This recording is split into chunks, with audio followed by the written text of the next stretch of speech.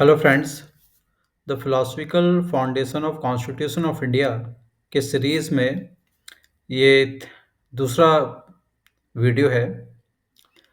इस वीडियो में part second के जो इमेज है हम उसके बारे में बात करेंगे। जो पार्ट सेकंड है वो सिटीजनशिप पर बेस्ड है और इसमें जो इमेज दिखाई गई है वो इमेज गुरुकुल के बारे में है। जैसा कि आप सभी जानते हैं जो गुरुकुल परंपरा है वो भारतीय परिप्रेक्ष्य में समाज में बहुत महत्वपूर्ण स्थान रखती है। गुरुकुल दो शब्दों से बना है।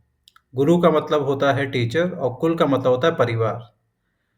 तो ये एक ऐसी व्यवस्था थी जहाँ पे जो शिष्य था वो गुरु के घर में रहता था, उसके घर का ही एक हिस्सा होता था और घर के लगभग सभी कार्यों में वो अपना योगदान देता था। 8 से 12 साल के बच्चों को गुरु एक्सेप्ट करता था अपने शिष्य के रूप में और उनको शिक्षा दीक्षा देने का काम करते थे। और गुरुकुल में जो शिष्य था वो गुरु के मदद करता था बहुत सारे कामों में और जो गुरु था उनको विभिन्न विषयों की शिक्षा देते थे। इसमें जो पहला प्रमुख विषय था वो वेद पुराण से रिलेटेड सब्जेक्ट था। दूसरा जो था वो अध्यात्म से रिलेटेड था, मैथमेटिक्स से रिलेटेड था, तर्कशास्त्र से रिलेटेड था और मेडिसिन से रिलेटेड था और तंत्र और मंत्र की शिक्षा भी यहाँ पे दी जाती थी। साथ में उनको योगा की भी शिक्षा दी जाती थी और गुरु जो है वो अपने शिष्य से या उसके परिवार से वो सीधे-सीधे कोई फीस नहीं लेता था। वो बच्चा 8 से 12 साल जब भी वो गुरु के यहाँ आया और गुरु ने जब उनको एज़ ए शिष्य एक्सेप्ट किया, उस उम्र से 25 साल की उम्र तक वहाँ रह के वो शिक्षा-दीक्षा का कार्य चलता था।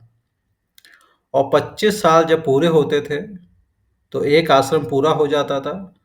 अब दूसरे आश्रम का समय आ गया।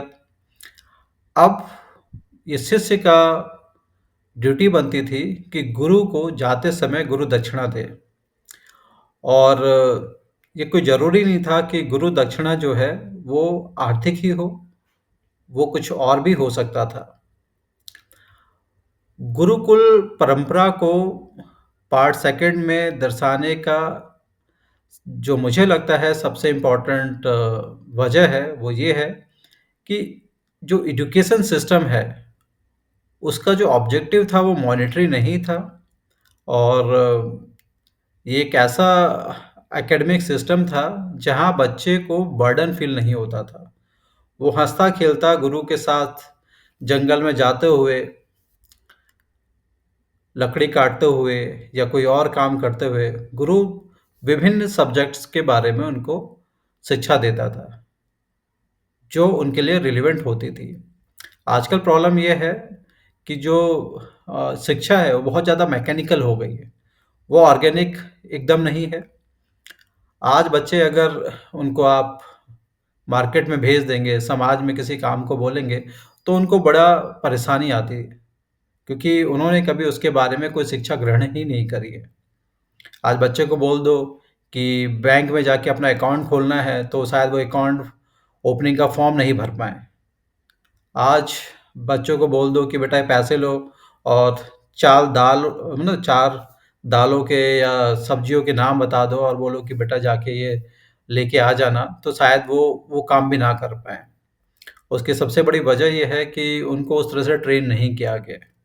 उनको व्यावहारिक ज्ञान से वंचित कर दिया गया है, जबकि गुरुकुल परंपरा में उनको व्यावहारिक ज्ञान दिया जाता था और व्यावहारिक ज्ञान के साथ-साथ उनको वेद पुराण और अध्यात्म की, गणित की और विभिन्न सब्जेक्ट्स की शिक्षा दी जाती थी और ना केवल वो उनको याद करते थे, बल्कि अपने गुरु से रियल टाइम में वो अपने जो भी डाउट्स होते थे, उससे पूछ लेते थे और डाउट को क्लियर करने के लिए उनके पास बहुत लंबा समय होता था।